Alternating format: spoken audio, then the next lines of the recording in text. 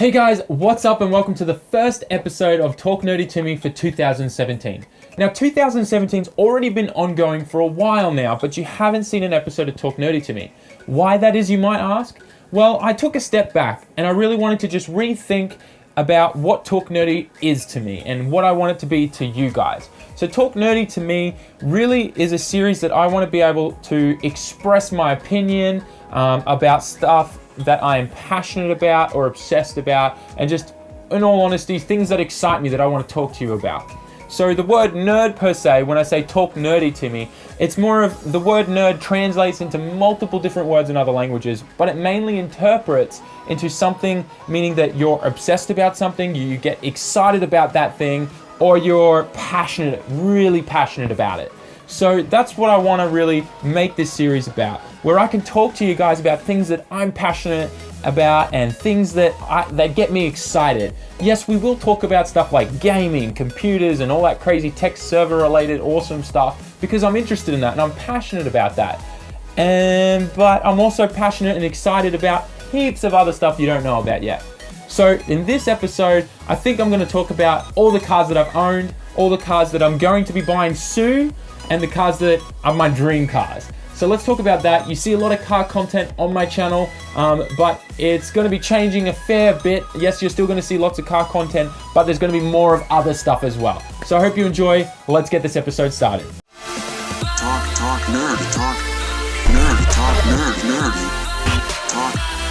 nerdy to me. Okay, so to kick things off, the moment I got my driver's license, my very first car was a Nissan N13 Pulsar, which was made in 1989.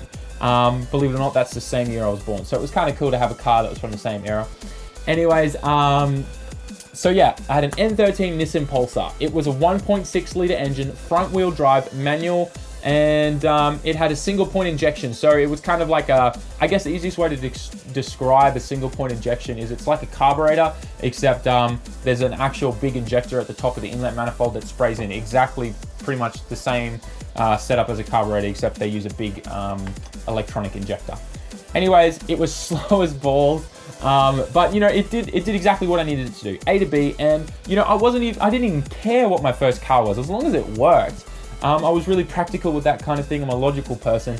So all I really wanted was a car that I could stuff heaps of awesome stereo gear in, because I was really interested into sound engineering at that point in my life. And obviously I can't afford all the crazy PA equipment that I wanted to buy. So the next best thing for me to get was like crazy car stereo gear. So anyways, that was my very first car, and I picked it up for $1,000, but I didn't have to pay for that, my parents did. My parents had this awesome deal with me and my siblings that they would give $1,000 to our first cars, right? And we got this car because my uncle had bought the car off someone who said it had a blown head gasket, because he needed just the body parts to fix up his son's car, which was the same exact model that he had crashed. But upon getting that car with a blown head gasket, he realized it didn't have a blown head gasket, it just had a busted Welsh plug. So he just replaced the Welsh plug and the car was totally fine and was actually better condition than the other one. And yeah, he offered it to me for $1,000, my parents paid for it, and I got my first car practically given to me, which was absolutely amazing. So from there, my interest in cars completely exploded. I was spending night after night, like staying up to ridiculous hours, just researching everything that I could. And because the N13 Pulsar was such a simple, easy car to work on, it was just easy for me to like kind of work my way around and figure stuff out and just really understand the basics of, I guess, mechanics and things like that.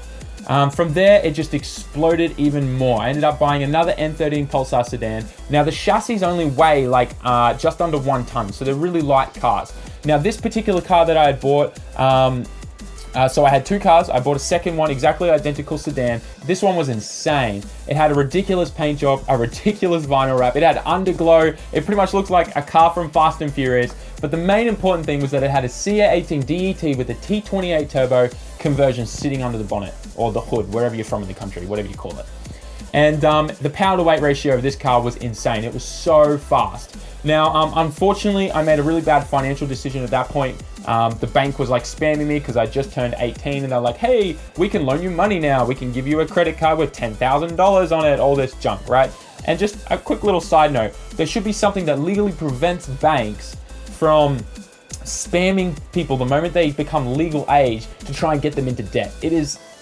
It's just terrible. Anyways, despite what my parents told me not to do, I went ahead and got a bank loan, and I bought that car that I was telling you about. And when I got the car, it was pretty much looked like it had been built by Haggard Garage. I made the worst decision. I never actually even went to look at the car. I just organized a tow truck to pick it up, bring it to my house after I won it on eBay. Probably the dumbest thing I ever did. Anyways, so yeah, I ended up spending probably 3 times as much as what I paid for the car, just so I could, I guess, make it road legal and more comfortable to drive and stuff like that. And by the end of that car's life, and I'll explain why I said the end of that car's life, I actually had it running really well, really solid, and it was more of just a weekend car that I'd take out and have fun in. So, 2 N13 Nissan Pulsars. Then a third one. I ended up getting a hatch version of it. Now, it wasn't actually badged as a Nissan N13 Pulsar. Holden, which is an Australian car manufacturer, wanted to make and get into like the small car industry back in the 80s, late 80s, like 89, 91, 92. And they couldn't manufacture their own at that point. They've never really manufactured their own. They've always either taken them from European brands or whatever. Anyways, so they teamed up with Nissan and they took the chassis and everything, identical engine, identical chassis, interior, everything was the same except the front headlights, the rear tail lights, and the badges pretty much just said Holden Astra. So I had one of those, and I started doing a CA18 DET conversion on that. Now, I picked up essentially it was a half cut, but I got them to take the motor and everything out, put it on a pallet from Japan of a U12 all-wheel drive Bluebird, Nissan Bluebird, which essentially came with the CA18 DT with a T25 turbo, and it had a top mount intercooler just like the GTIRs with the SR20s have. And yeah, it was awesome. It all bolts straight into the front of an N13 Pulsar, and the only thing that you have to change is obviously you change the gearbox just to a standard front-wheel drive, not all-wheel drive, which you just get off the normal 1.8 18LE engine that's in them by default. That bolts straight onto it. The only other thing you need to get are engine mounts from the Nissan Exa, which is like a little coupe kind of, looks like a little tiny Supra almost. Anyways, has pop-up lights, and it had a CA18DE in it, non-turbo. So all you had to do was get the engine mounts from that from a wrecker's yard, and they would bolt straight into the same place in the N13, and the CA18DT would just literally bolt right in. And then all you had to do was wire a couple wires, and it would run. And it was amazing.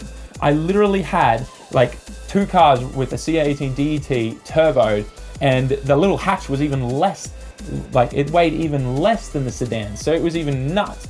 Unfortunately though, I got a spun bearing like after a couple test drives in the car, which really sucked, and it made me super depressed actually, because I spent all this time and money building this thing with my hands, and it turned out the motor was junk. I did try calling up the guys I bought it from, but they were like, "Nah, man, we're not giving you another one, or we're not refunding you." So that was super gay. But then at the end of the day, at that time in my life, I was actually looking at moving to the USA. So I actually had decided that I wanted to move there. So I decided to completely part out every single car I have and sell it. And that's pretty much what I did. I completely parted out every car I had, and got all this money back. I was able to start, pay off my loans and debts and all that stuff. And then I tried moving to the States. Long story short, I did end up moving to the States, and I came back, and I pretty much had nothing. I had no cars. I had all my stuff was gone, like, because I play guitars and my computers and all that stuff. Everything was gone. So I pretty much had to start my life from scratch again, and start getting some more assets in my life. But I wanted to be a lot more smarter. I really wanted to figure out what I wanted to do with my life, because I knew that I was going to be an entrepreneur. I knew that I wanted to own multiple companies, start businesses, invent things and all that type of stuff, and just be proactive with the time that I have on this earth. But I didn't really know what was the first step to take.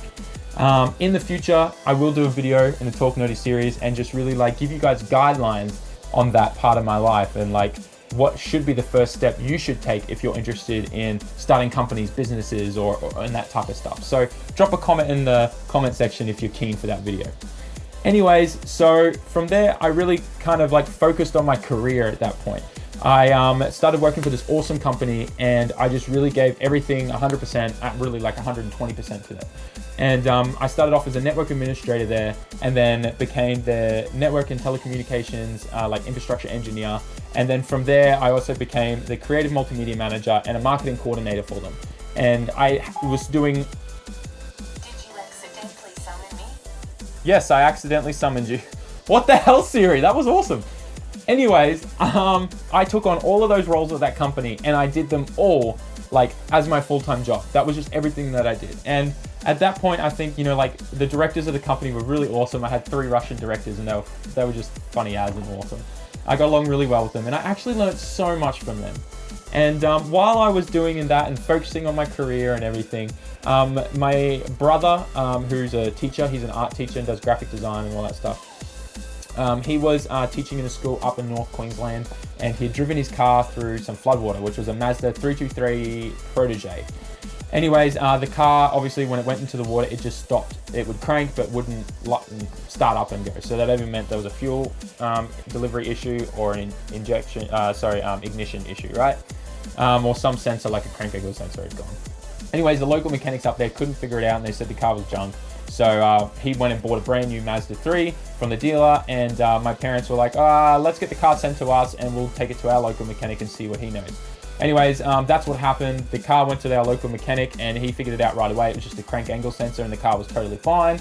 And then from there, my parents were like, hey, why don't you take that car, Sam? So I took on that car. I spent a bit of money to like put new suspension in it and stuff like that, because the suspension was shot. It was just like bouncing everywhere. I don't know. Anyways, so, you know, like I spent a bit of money on it, made it really nice as a daily, and that was like just my daily car. That's what I used for like 2-3 years or something. And that was just such a good car. And then that ended up getting passed on to my sister. It was like a hand-me-down car. It went from my brother to me and all my abuse that I gave it, and then to my sister. And then it finally died when someone rear-ended her and spun it across the road like crazy. Anyway.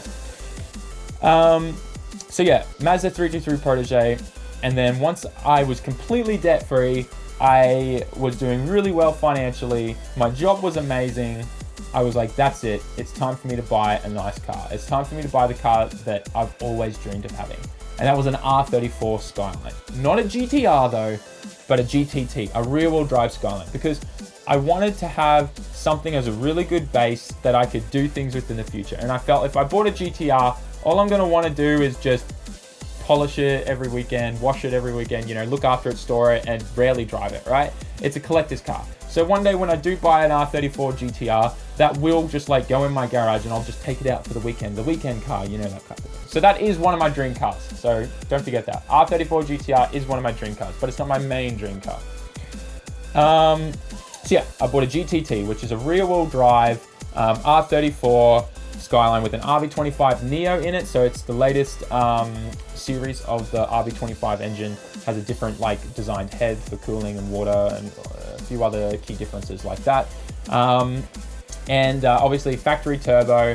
Everything was stock factory on the car. For me to get it, what it was is it was in Japan, up in the north of Japan, around like Hokkaido, where like all the snow and all that stuff is. And anyways, it got shipped over. I had to get it from Sydney, and then from Sydney, I flew down to Sydney with a friend, and then we drove the car up. So I did have to do a bit of work to the car. I had to replace the steering rack in it because the rack ends were completely pitted out from the salt and the snow and stuff like that. Just basic things like that. But there was no like underbody damage. There's no rust under the car. There was no, dents or anything to the chassis rails or anything. The car is clean as hell. It's amazing. And it's got Nismo bits all over it. It's got a full Nismo kit. So Nismo front bar, side skirts. It's also got the wing. Some of you guys aren't a fan of the wing, but that's okay. It's my car, and that's all that matters, is what makes me happy, right? Same as you. I don't judge what you do to your car because that's what makes you happy, and I appreciate that, and I respect that. That's called Japanese JDM culture. That's what they do here. Anyways, that's another whole topic. But yeah, it's a super clean car. My dream, well, not my dream, the car is going to become a time attack car for a Taka Garage. I'm never going to sell it. If ever anything happens to it at the track, like in a really bad wreck, I will try my hardest to revive it no matter what. I have a special bond with that car. It really started and did, I don't understand it, but it did so many things for me, that car. Like, I have so many friendships and relationships attached with that car. Like, for instance, Semi Vanes. Me and him really never became close friends until I needed a hand one day working on that 323 Mazda Protege. The belt had spun off and come off the alternator, and the battery had died, and I couldn't get home. He came out and helped me, and that was like the first time we kind of really like spent any time together. And then after that, because he'd helped me with that car, when I bought my R34, I was trying to figure out an ignition issue, which turned out it was a CAS, a cam angle sensor on that, which is super common on RVs. The cam angle sensors wear out quite quickly. So anyways, I had a few issues with my car. It was breaking down in high RPMs when about maybe 3 months after owning the 34. And I got Sam to come help me out. We replaced coil packs, spent all this time just working on the car and like just having a good time. And like our friendship really grew from that. And like from there, you know, we became best friends. We'd go out driving all the time. You know, I got an aftermarket ECU and a tune on the car. Then we'd go and do some mountain runs and time the difference that the car made with a real good tune and like more boost and all that stuff. And like, I guess with any, you know, guys like that are friends that are just bonding over a car, it's just something special, I guess. Hashtag no homo. Anyways, so yeah, from there, like obviously, me and Sammy became best friends, and I really wanted to start a car company. He was a full-time qualified mechanic, and I was like, how about you run the workshop and I just do like online store. I look after all the IT, the website. I look after exporting, import, all that stuff, and things started looking like I was going to end up moving to Japan and all this stuff. And we just started a Taka Garage from that. We literally started a Taka Garage from $160 each. I kid you not. We bought a Taka Garage started from us buying an old Toyota Cressida with a supposedly rebuilt 7M engine in it. The kid's mum was screaming at him. He didn't have a license. He had to get the car off the front lawn over his mum was going to burn the car down or something anyways. And he had put a post on Facebook saying, look, I'm in real trouble with my mum. If I don't get rid of this car, she's kicking me out, all this crap. And I said, look, man, I'll give you 300 and something bucks for it. Anyways, he said yes. We went and picked it up. And then from there, we parted that car out, and then we made like $3,000 from that. And then from there, we then just kept doing that, and then it just exploded, you know? So that's a little insight into how Taka Garage started. And then from there, I guess after Taka Garage was running for maybe, I think just shy of a year, I bought a couple S13s where, you know, friends had them as their first cars, and they were like automatic NA, CA18Ds or SRs, and they were selling them really cheap, and I just bought them, parted them out, and sold all the parts and all that stuff. And I made really good money off that, and that was personally what I did to try and like get some money to buy an engagement ring and get married and move to Japan and stuff like that. But around that same period, I came across an RPS13, a 180SX essentially, in a paddock, in a farm up about an hour, 2 hours away from my house on the south side of Brisbane, I think it was. And what was special about this RPS13, this 180SX, was that it didn't have any badging anywhere that said 180SX. The factory Nissan badging actually said 200SX, which is really rare. There was a bunch of 180SXs towards the end of the factory run that came out of the factory badges 200SX that were released in the UK. And this history of this particular car was that it was shipped from the UK, the owner of it, moved to New Zealand, brought the car with him, and then from New Zealand ended up going to Australia and brought the car with him again.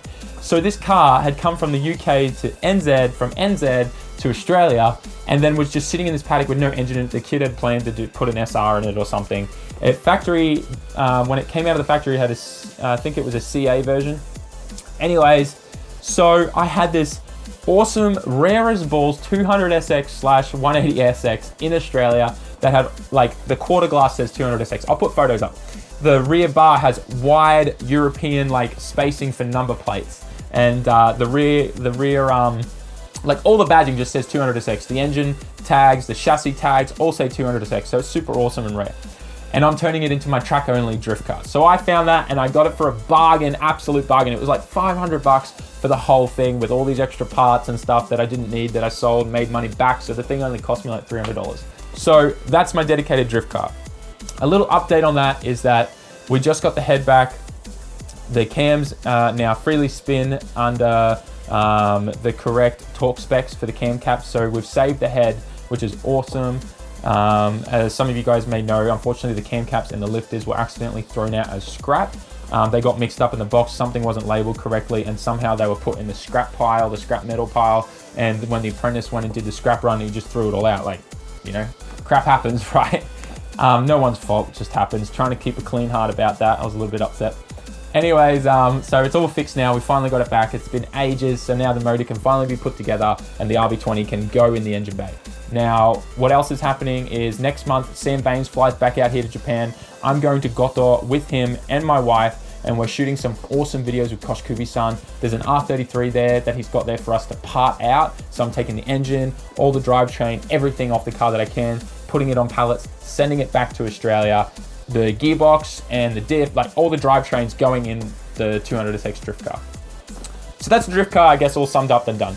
I have that still that's being built, and I have the R34. Now I know right now I am drifting the R34, but I'm not obviously, it's not going to be a drift car permanently. It's just, I'm just using it as a drift car on the track only until the 200SX is done. And I'm not obviously using it as a daily car. It stays in storage when I'm not in Australia. And then when I fly over, I use it as a daily / track drifter only. The only reason why I drifted on the track is because there's plenty of space there, less likely for me to run into a wall or a pole. There's pretty much no walls or poles there. And I just baby it and be really careful with it. And the track is just a safe environment for me to do that. Okay, so dream cars. So you already know that I want an R34 GTR. I want a V-Spec 2 R34 GTR. And that's kind of going to be just my weekend car. Now, my main daily dream car is an R35 GTR Nismo edition. And what's funny about this is that's the same dream car that my wife has. I really married like the best girl. So yeah, I'm going to probably get some brownie points for saying that in the video. But anyways, so my wife loves that car. She wants the same thing. She'll like search on Yahoo auctions and find them like, oh, this is actually really cheap. We should get this, Sam. And I'm like, hang on, wait up, because I kind of really want the 2017 one. Okay, so anyways, but I guess like those are my two main dream cars, the R35 GTR Nismo edition, and then the V-Spec 2 B&R 34. I guess other dream cars, I have lots of dream projects, I guess is what I want to say. I want to experiment. I love experimenting, trying different things out and being unique. I have lots of ideas and things that I want to do with like the VG30. I feel like that's an engine that's always forgotten. I've already said this before, but the RB20 is an engine that's always gets forgotten and overlooked. Things with like the 2JZs and the 1JZs, like I'm going to be doing a lot of experimenting with all that type of stuff and different chassis and just building some cool things. So I have lots and lots of projects that I want to do with that and that side of things. But I guess my two main dream cars are those two GTRs. I guess as well, I would really like to, if, I'm blessed really well financially, I would love to be able to have every version of the GTR, like going from the Hakosuka all the way up to, the current edition. Like I would love to own all of those as collectibles, but we'll see how we go. I can dream, right? But I mean, if that was ever to happen, it would be because of you guys. So I'll never forget, like if that was to happen, just want to let you know right here, right now, that I will never forget that is because of you guys and your support. So anyways, guys, I think that's a good place for me to wrap up the video. Thanks heaps for watching. I hope you enjoyed this episode of Talk Nerdy to Me. And let's just add a little bit of tech stuff that I'm really excited about. AMD Ryzen, I don't know how you say that, but I am happy to say that I can finally tell all my friends that AMD is back in the game. Damn, there's some good stats coming out from the reviewers like Linus Tech Tips. You should watch his video. It's awesome. The bang for buck that you're getting out of those processors compared to Intel and the performance difference is amazing. So that's pretty exciting for a little bit of a tech add-in. But anyways, guys, I hope you liked this episode. Thanks heaps for watching. Make sure you like, comment, share, and subscribe. And I'll see you all next time. Ja mata ne.